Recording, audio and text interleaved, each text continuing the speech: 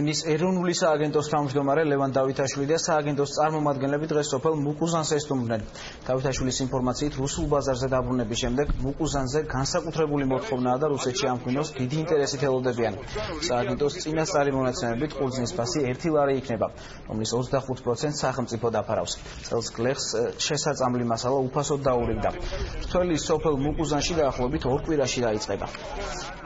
ევანდელი რთველი მე ვფიქრობ ნაკლები ბარიერებით, პრობლემებით ჩაივლის მუკუზნელი გლეხებისთვის. კერძოდ მათ არ მოუწევთ ვაუჩერების განაღდება, ორმაგრი რიგებში დგომა და ასე შემდეგ. ამავე დროს იცით რომ ფასი საინტერესოა, წელს მოსალოდნელი საპროგნოზო მონაცემებით მინიმუმ ლარი იქნება ყურძენი, შესაბამისად გლეხები კმაყოფილი არიან. კონკრეტულად ამ ზონისთვის განსაკუთრებით მნიშვნელოვანია რუსეთის ბაზარი გაიხსნა, იცით რომ მუკუზანი ცნობილი დასახელებაა ზუსტად რუსულ ენოვან სივრცეში და შესაბამისად კონკრეტულად ამ ზონის ყურძენზე იქნება განსაკუთრებით მაღალი მოთხოვნა.